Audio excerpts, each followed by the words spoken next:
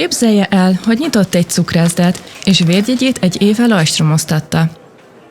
Azóta a vállalkozása folyamatosan fejlődött.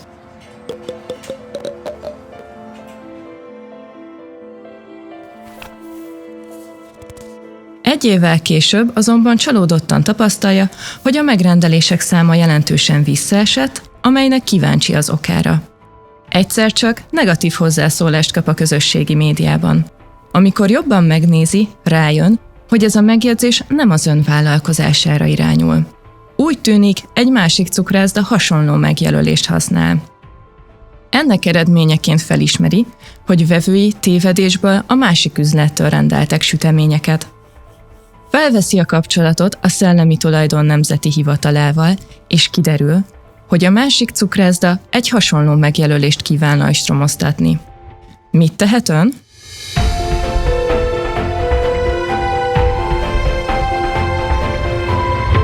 Felszólalhat a megjelölés lajstromozása ellen. A felszólalás egy formális kifogás a megjelölés lajstromozása ellen. Felszólalást nyújthat be, ha úgy látja, hogy a megjelölések azonosak vagy hasonlóak, illetve azonos vagy hasonló árukra, szolgáltatásokra vonatkoznak. A felszólalás benyújtásával lehetősége van megvédeni védjegyét és vállalkozását.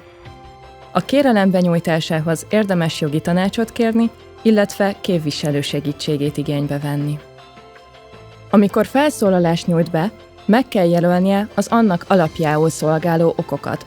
A felszólalás egyik lehetséges oka, hogy a nyilvánosság részéről fennáll az összetévesztés veszélye. Ez történt az ön esetében is, mivel vevői összetévesztették az ön védjegyét a másik cukrászda megjelölésével, így tévedésből a másik cukrászda süteményét vásárolták meg az öné helyett. A felszólalás benyújtásához korábbi joggal kell rendelkeznie. A felszólalás alapjául szolgáló korábbi akadályozó jog lehet, ha ön korábbi védjegyjogosultja, vagy bizonyos esetekben nem lajstromozott megjelölés korábbi használója. Vegye figyelembe, hogy a felszólalás alapjául más okok is szolgálhatnak, ezért célszerű egy védjegyjogban jártas, hivatásos képviselő segítségét igénybe venni. Felszólalás benyújtani a védjegybejelentés szabadalmi közlöny és védjegyértesítőben való meghirdetésének napjától számított 3 hónapon belül lehet. A felszólalásban meg kell jelölni az annak alapjául szolgáló okokat, és mellékelni kell az okirati bizonyítékokat. Továbbá meg kell fizetni a külön jogszabályban meghatározott igazgatási szolgáltatási díjat. A hivatal elvégzi a felszólalás alaki vizsgálatát, és amennyiben megfelel a formai követelményeknek, megküldi azt a bejelentő részére. Az eljárás során mindkét félnek lehetősége van nyilatkozatot tenni, és az abban foglaltakat alátámasztó bizonyítékokat benyújtani. A hivatal írásbeli előkészítés után meghatározott esetekben szóbeli tárgyaláson határoz.